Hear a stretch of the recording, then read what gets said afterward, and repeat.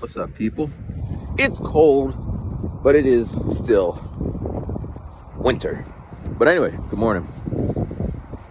I didn't come out specifically to make a video. I came out because I got like an hour and 20 minutes on my latest audiobook. I just want to get it banged out. Usually when I do these videos,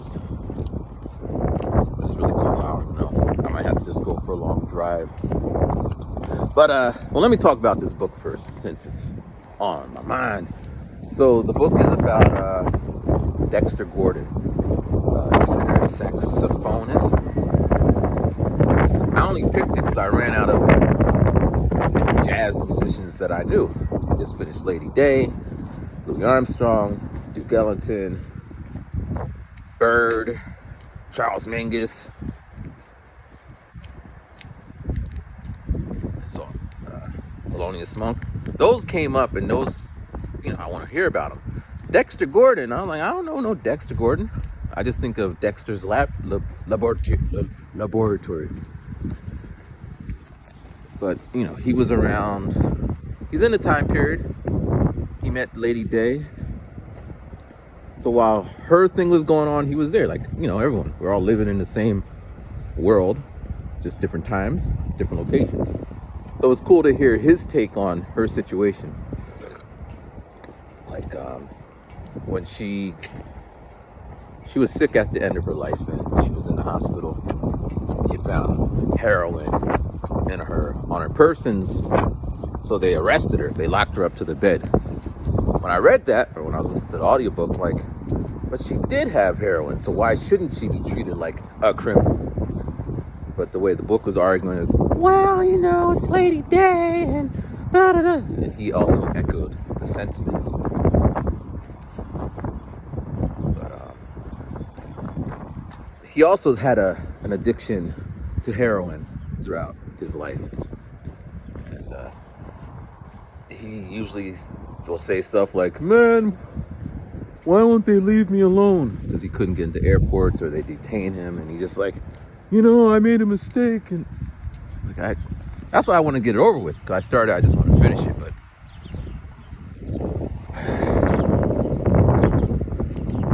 yeah. And he also does that kind of thing like, I always knew that I was, like, that's me, like, this video right here, I always knew it was going to be the greatest video I ever made. Now, if you say that for everything you do, it's just like the numbers game. One of them may be. Because then people are like, well, he always said he was gonna. But anyway, yeah. But it did put me on to another thing. So he was in a movie called Round Midnight. And it only resonates with me because I bought a sample pack called Round Midnight. So I didn't know nothing about the movie. But this movie is, it talks about, so in Lady Day's book, it talked about she was really good friends with this guy called Prez. I forget his name, but that's his nickname. And this movie's loosely based on him, so it all ties together. But nevertheless, I'm done with Dexter Gordon. Done. I mean, I thought so. So he was in France. So this part was kind of interesting. So he left America. He went out to Europe. He was over in like Holland and shit, doing his thing. And he got busted on drugs, kind of like the female basketball star. So he got busted. And, in other countries, they have you're guilty until proven innocent. Japan's like that. So he's in jail and he's writing letters to his, the Blue Note. And he's like, yeah, I have seemed to, like, he doesn't say, I fucked up and can you help me? He's just like, and he's hemming and hawing. And then, because he was who he was, all these people are sending character references like, yeah, he's such a great guy, but if he's such a great... Anyway, so I'm done.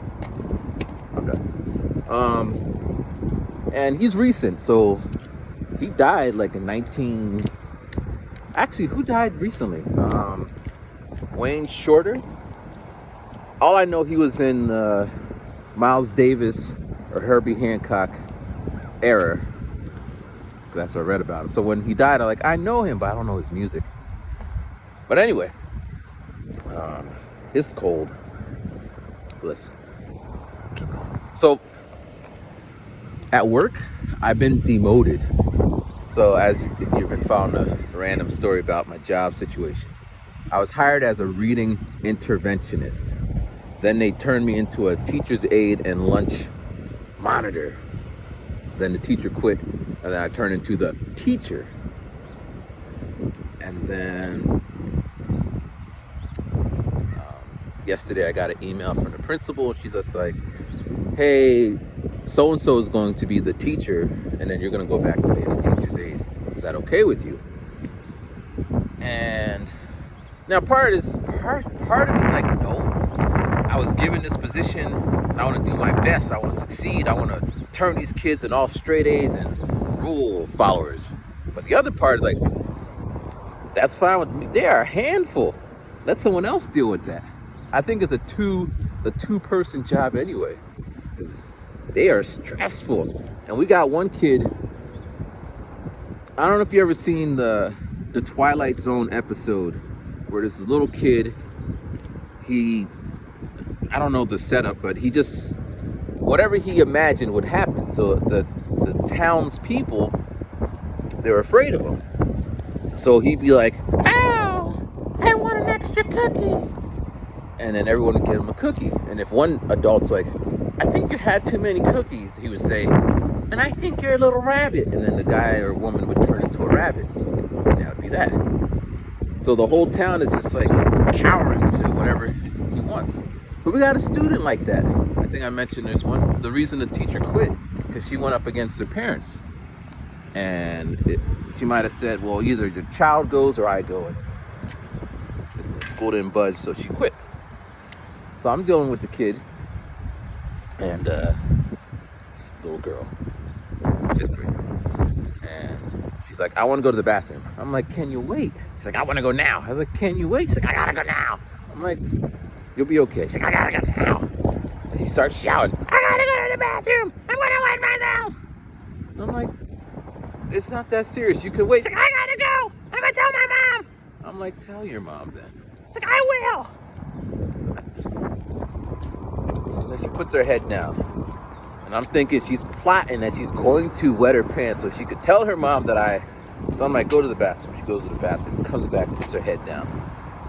She's like, how do you deal with that? The day before, she's like, I want a drink of water. I'm like, no water breaks.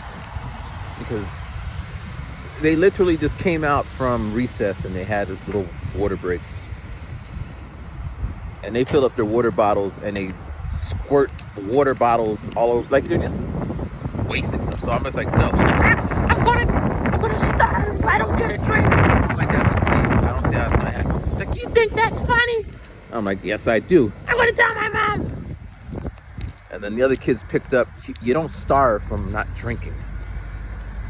So I don't even know how to deal with that. And I was talking to so all this week I was with a teacher who's been teaching at that school since, like, she taught all the kids since 2nd grade, so she knows that. And she's like, yeah, I don't deal with her because, you know. So what kind of but this is like, this is her education. It's saying when you have the power, you can do whatever the fuck you want. You got leverage. I don't got leverage in a lot of situations, so I got no power. And she learned that at an early age. Most people don't get that. They be going into somewhere, stamping their feet, but where's your leverage? And then I ping pong back to all the like jazz people I was reading about, Dexter Gordon and all that.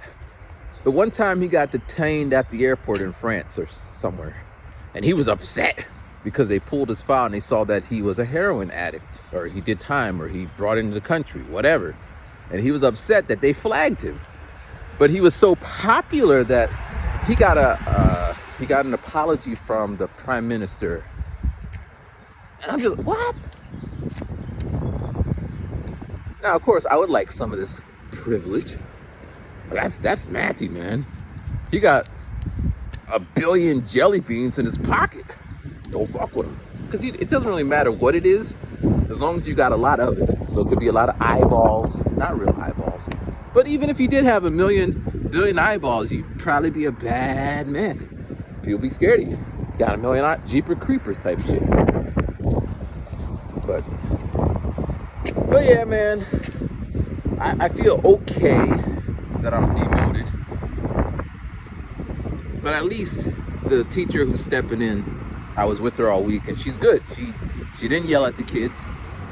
She just hit them with the, come on, guys, you're fifth graders. Where the teacher before, like, you guys are going to go to jail. So I'm okay with her. As if I had a choice. I'm okay as if it was up to me. But yeah, I'm happy. And while I'm in the classroom, I could learn from her. So if I do choose to go to the school, teach at the school next year, then I'll know what's going on. Because they literally dropped us in there without a map, without a guide, without a book. Just do the best you can. But I can see how she does it. So, all right. And the last thing before my hand gets too cold, I apologize if the wind is doing the wind thing.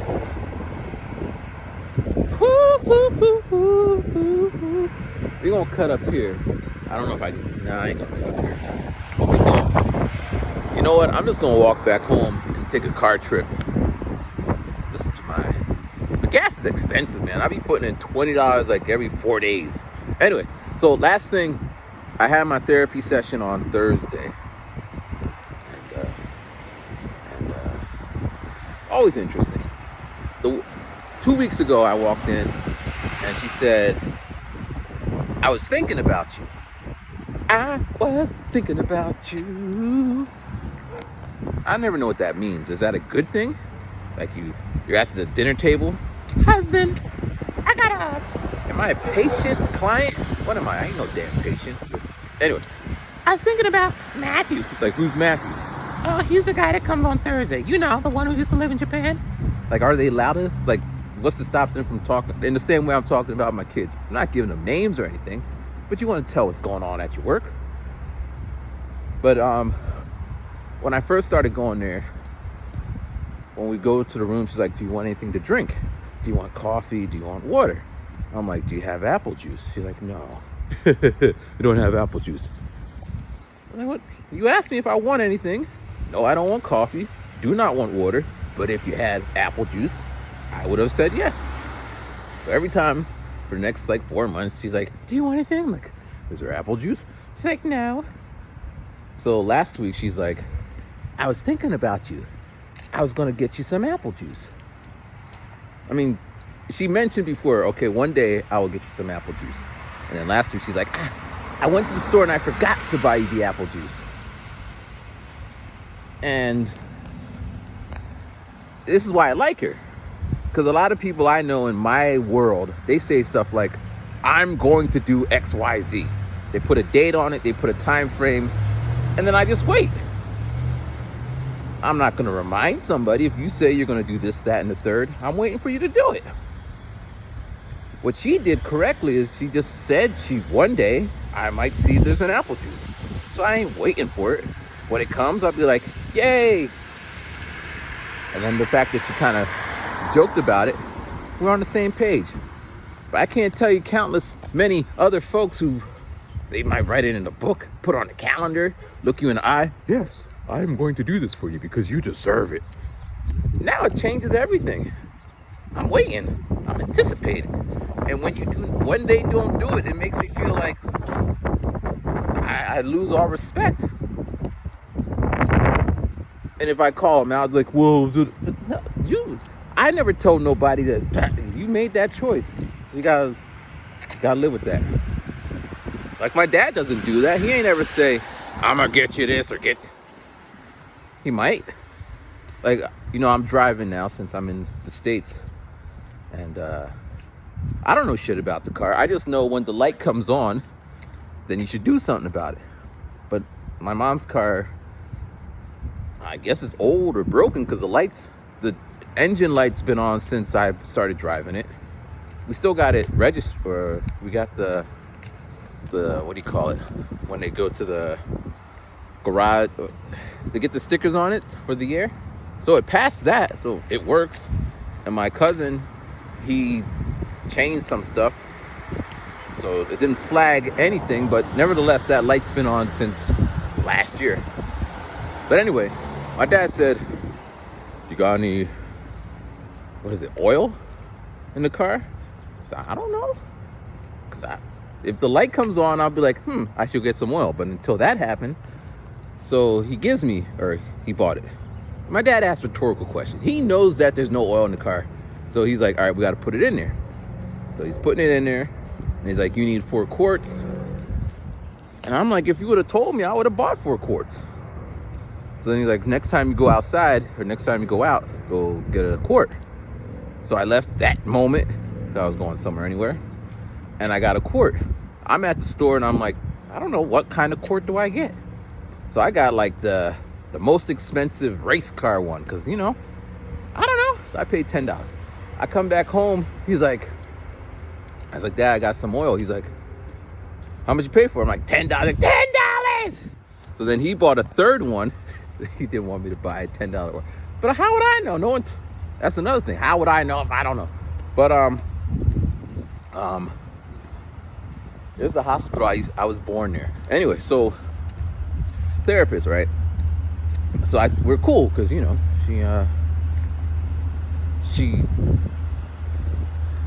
I don't know if it's because she's cool.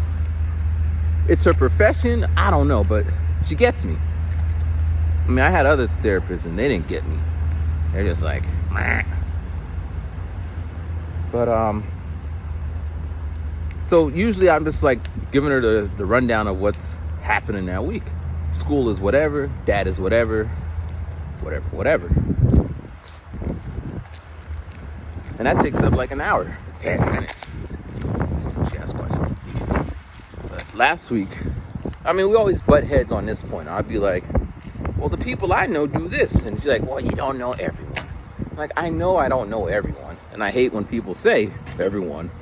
But in my case, most people I know will say, hey, I'll stop by your house on Thursday at 3 o'clock on the third Tuesday of da-da-da-da. I'm like, all right, I got it in my calendar. I don't write shit in my calendar because not many people stop at my house. So, you know, and I might mention to my dad, yeah, someone's going to stop by on Tuesday on the third this or this. He's like, oh, that's good. And I'm sitting there. No one stops by. Now, part of me, I'm 41, so I'm not crying. And I think, wow, I wish they would have told me they're not coming because I would have done something else. But the other part is, why do people always do this? I know it's not everyone, but it always feels that way. So I say this, he's like, well, and so we get into it. But then it's at the end of our little session. So this session next week, I'm coming in with I'm gonna start with that. Because in a way that the little girl in my school, or 5th grader, the way that she has the power of her mom that will support on, like almost a Beverly Goldberg, if you watch the show. Like her kid could do no wrong. And if the kids are aware of this, they act out. And they can go through life doing that, right? So if you were asking that kid, their worldview would be skewed a little bit. And then if someone was beat, now if I use those kind of examples, well, what if someone's beat and you said, oh, you shouldn't beat people. I know you shouldn't beat people. But those who are, they are kind of different.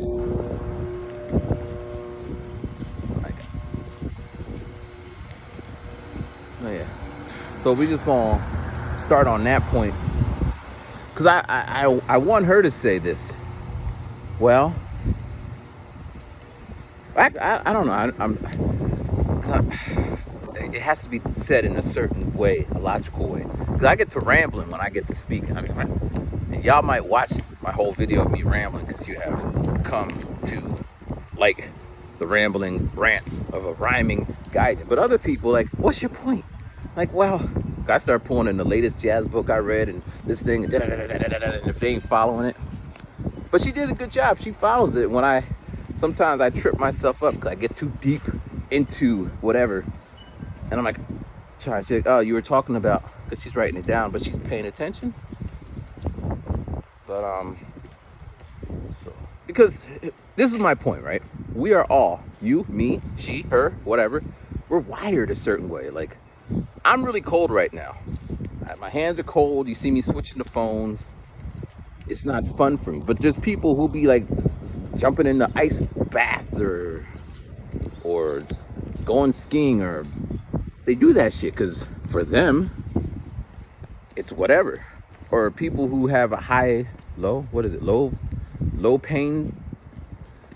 They don't mind breaking. Well, who wants to break their arms? But it comes with whatever. So they just be like, yeah, I broke my arm 57 times, but hey, I don't want to break. I have never broken a bone. I ain't never fallen out of a tree. I climb trees, but I ain't fall out of them. Never had a cast. Want to keep it that way.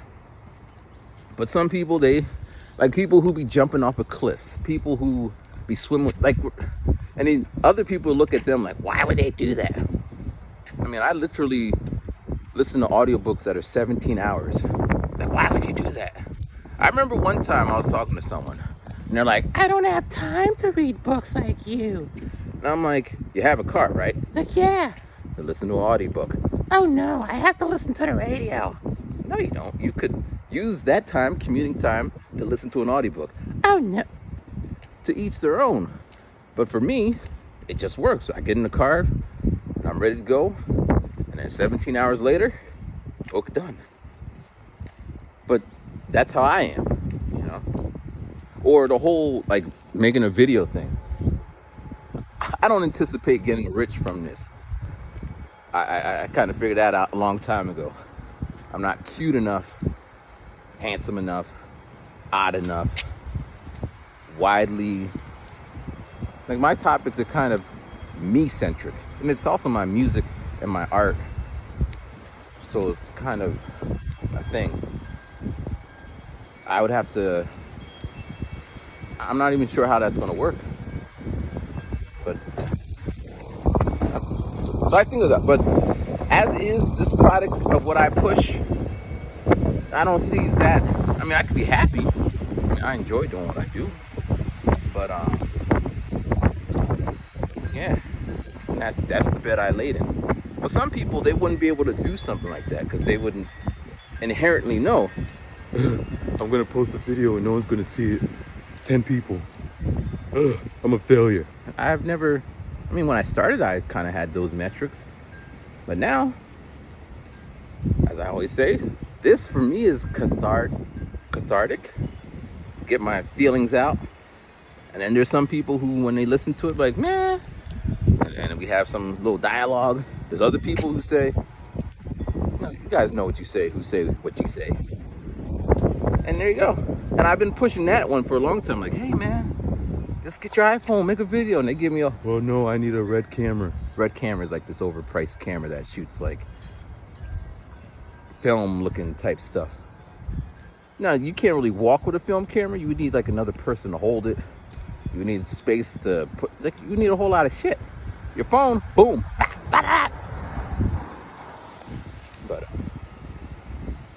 But yeah, so back to the therapist. So I said something like, music is my baby or some shit. It's like somebody with a baby or some shit. I forget the reference. And she's like, no, that's different. Someone with a baby has more responsibilities. Okay. And she's not wrong. Someone who does music, it's not their responsibility. But then, as I said, I just been reading a bunch of these jazz anthology type books. And like, I saw a thing with Usher the other day at the Tiny Room, NPR, and his voice sounded the same, as if A, he's blessed to have that, or B, he's been taking care of his vocal cords and not throwing phones like Chris Brown and shouting at people. I don't know if he's shouting, but you you do what you do. Take care of yourself. And he sounded the same way he sounded. Situation. And he wasn't even trying. He just give it up to the. And I was like, I usually don't be watching all those NPR tiny room things, but I sat there and watched the whole 40 minutes. Like, why didn't he do them other songs? He should have done. Well, anyway. But see, I got off the subject. So then I was doing this in the chair, and she was like, ah. But yeah, so for him, maybe his voice and his music is his baby, and he has a high whatever. So then I threw out, well, what about all those people who don't take care of them kids? The deadbeat moms, the deadbeat dads, the abusive ones. Do they think that their children are the purpose of their existence? Now, I'm not saying that's the right thing, but clearly if you're asking them, I mean, I saw on Instagram, I don't know if it was a meme per se, but it was some scantily dressed woman in the kitchen taking having her selfie taken by some little boy in underwear. Maybe it's her son. Hope it's her son, because if that's a random kid. So what is her priority in life? So I want to somehow convey this to said therapist, because she's smart, but clearly there must be like worlds within worlds, multiverse kind of thing, where values and things, like my dad and me, right? All I need in my life of sin is a microphone, internet, something to make music on. Don't need to be an app, could be a whatever, and I can make music on a table with a pencil, and I'm good. For my dad, he needs a garden. He wants to be able to make something out of the earth. Me, I'm not making nothing out of the earth. I'm going to the store. So we had different priorities, which is better. It would depend on when it was. Right now, there's these little boxes around the city that they have free food for people who need it. So if I was ever so hungry, I can go to one of these boxes and get something. In Jamaica, where my dad's from, I don't think they could just walk off to the store. So if you couldn't bring it out the ground, you might starve. And that's just what it was, So, but who's right? And so this is what I want to say to her. I don't know if I'll say it, but this is my go-to, right? It'll be like, because all right, this was the thing. She's like, you shouldn't make assumptions about people. Now I try not to, because it makes an ass out of you and me. Learned that in 7th grade by a kid named Jason. He told me this. So I was like, I ain't never heard that shit, but I stuck with it. I try not to assume. But you could assume that if I'm making a video and I have walking and talking in the title, I'm probably going to be walking and talking. Shit, even without a title, you could look at the thumbnail and be like, he's probably going to be walking and talking. Shit, even if there's no thumbnail, picture is just black. You're like, well, since he's been home, all he's been doing is walking. So is your assumption wrong? So I want to say to her, well, I could assume you've never been with a black guy. Not that it matters, but I'm just going off of an assumption. Now, in normal circumstances, people start lying. Oh, yes, I have. Like, it'd be like I remember talking to someone who doesn't like gay people, hates gay people. And I said, what if your son is gay? And now we're in a heated conversation, and they were trying to show that they're very open-minded. So I brought this up. I said, so what if your son is gay? He's wearing pink. And he said, I would accept my son for what he... Like, no, you wouldn't. No, you wouldn't. But in this it'd be like that. People just start lying about shit.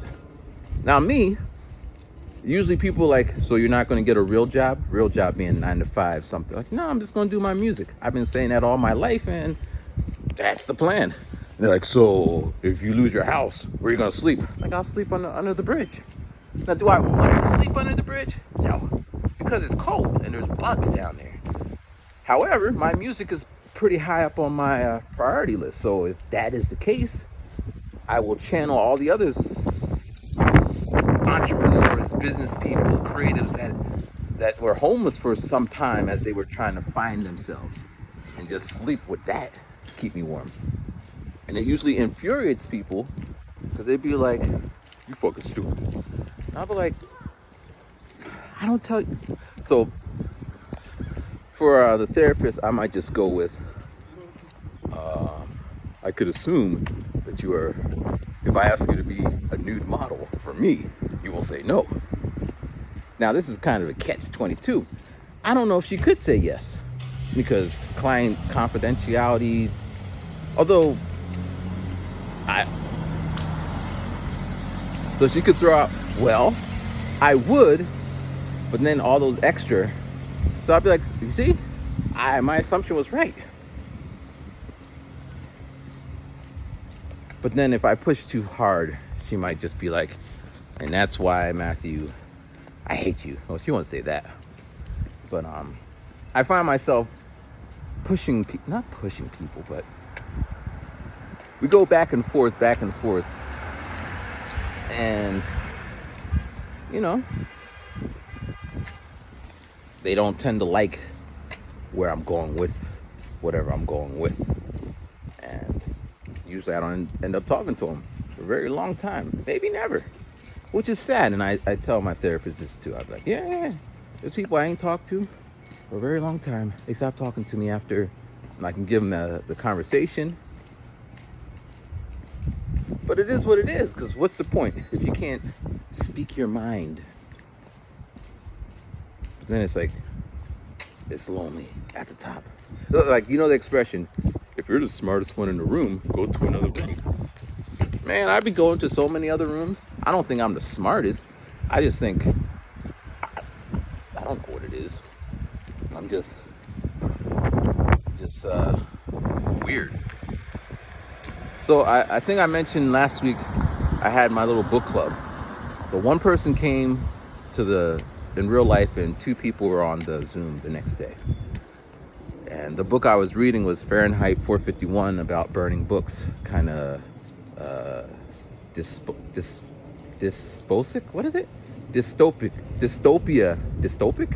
life, where they burn books, block people from learning information. So I opened it up by saying, I think maybe we shouldn't have access to all this information, because like in the story, once the guy who was burning the books as a profession, once he read a book, he went crazy, and he ended up killing his boss, because his boss found out that he was reading a book, so he had to defend himself, and he killed him. If he never read the book, maybe he would be unhappy, but he wouldn't be a fugitive. And in life, sometimes when people find things out, it changes them. So we should protect them. The guy, he was like, no, we should have access to all information. All information. We should not. And he's going on arguing that point. Now, I'm using the book as a reference. It's not my point of view per se, but just, isn't that interesting? Kind of ironic. You're like, no, we should have all information.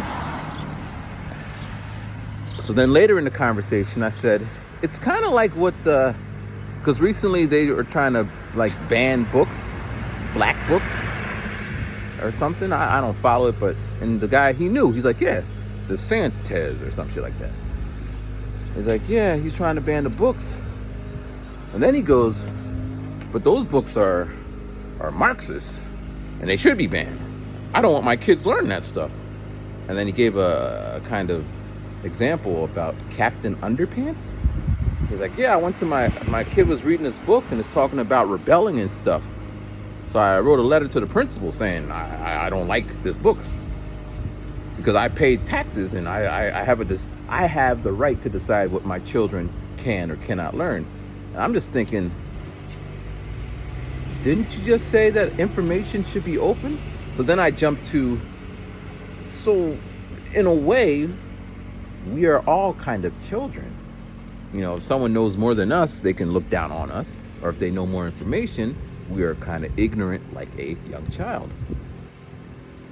So shouldn't they, but he didn't get my point. And I let it go. But should I walk out of that room? I mean, as I was saying, as I always say, I read a lot of books. I have no one to read it with. And that's why I started this book club. And I don't want to push this guy away, but his argument's stupid. What's the difference between kids being censored, but adults are not censored? When some adults are very kid-like. Like, look at the meme thing. Like, someone comes up and they say,